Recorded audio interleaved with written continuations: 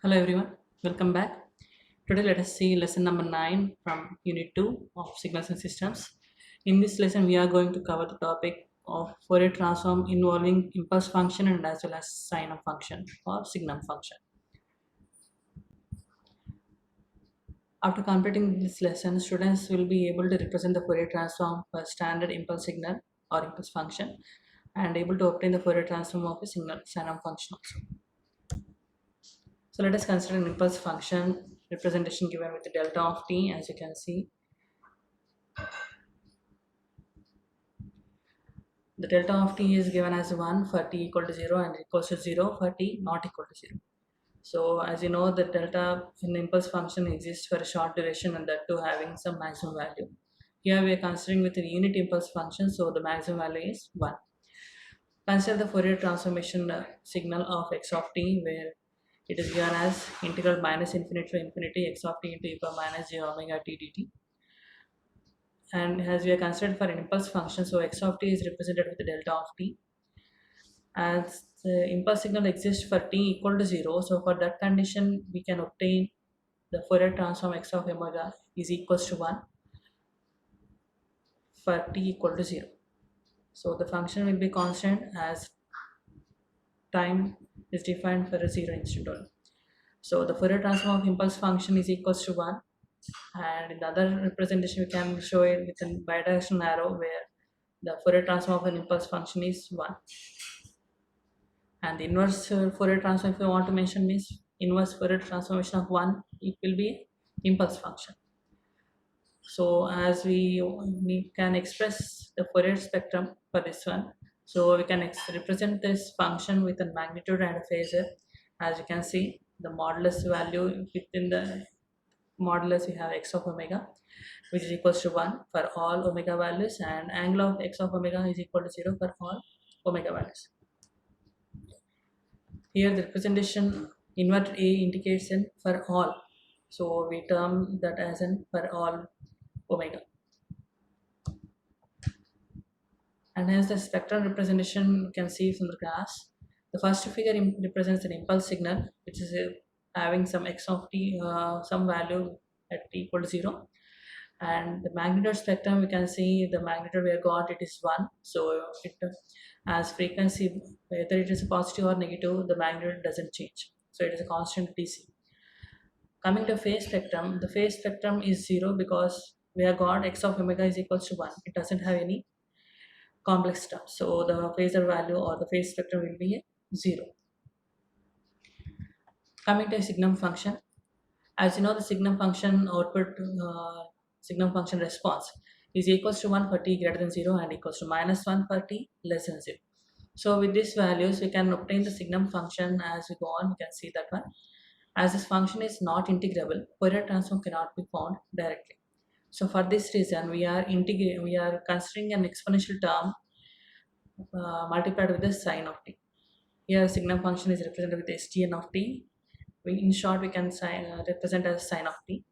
So we are multiplying a term e power minus a modulus of t to this sine of t so that we can obtain a Fourier transformation. And the value of this e power minus a epsilon under modulus of t is considered with the limit a tends to 0.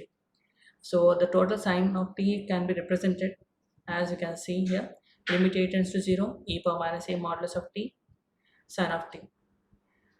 We can express this e power minus a modulus of t as we can as it is defined under modulus. So we can express with the minus and plus values of t plus or minus t. So limit a tends to 0 with the positive of t is one term and with the negative of t it is another term. So sine of t is expressed as u of t, and exponential term normally we are considering with the plus t and minus t. So with that values we can express e power minus 80 and e power 80 individually. Hence the Fourier transformation of this function can be given as integral minus infinity to infinity with the limit a tends to 0, and the function whatever I got for x of t of sine for sine t function represent within the x of t value and multiplied with e power minus j omega t. So please remember that f of Fourier transformation of a function is given with integral minus infinity to infinity x of t into e power minus j omega t. So e power minus j omega t will be a product term multiplied with the x of t. X of t is the total limit value, so that is considered within x of t. So just rewrite the expression by taking limit outside and taking integral within the function. So we can see integral is applied for x e power minus 18 t of t, and e power minus j omega t is also multiplied within the terms of limit function. So we can rewrite those expressions as you can see from the slide. So integral e power minus at into e power minus j omega t into u of t is the one term, and minus integral e power at e power minus j omega t and u of minus t is the other term. So by solving this expression, we can see that limit a tends to 0, we get two expressions as we are integrating from minus infinity to infinity. So for this expression, we can, after solving, we get this 1 by a plus j omega minus 1 by minus of a minus j omega will be the two terms that will be remaining. So after applying limit a tends to 0 to the resultant what we have got, we can get 1 by j omega minus 1 by minus j omega, which is a 2 by j omega. So this is a Fourier transformation of signum function or signum function. Hence we can rewrite this as Fourier transformation of signum function is 2 by j omega, and inverse Fourier transformation of 2 by j omega is signum function. So if we draw a magnitude and phase spectrum, you can see here the first graph indicates a signum signal, where it is a positive for positive time and it is a negative minus 1 for negative time. So for this instant, we can see the modulus value is given as 2 by omega. So as omega value changes, the value is been, as omega value increases, the value goes on reducing. Modulus of x of omega goes on reducing. And similarly, if omega is considered as a negative values, so similarly the negative minus infinity, it will be reached it will be reached into 0, some at some infinity value. So here representation is shown with random some omega value. So we can see that it is falling parallel to the x-axis, or we can say parallel to the y-axis. Sorry, parallel to the omega axis, that is a frequency axis. And next, if you plot a phasor plot, the phasor plot is not depending on omega value. It is having constant value of pi by 2. As omega value is less than 0, it is positive pi by 2, and if omega value is greater than 0, it is a minus pi by 2. So we can consider this indication from the previous result, and what we got, it is 2 by j omega. So as omega is in the denominator side and the 2 with the product of j, so with that term j we get reverse conditions as we can see from this one.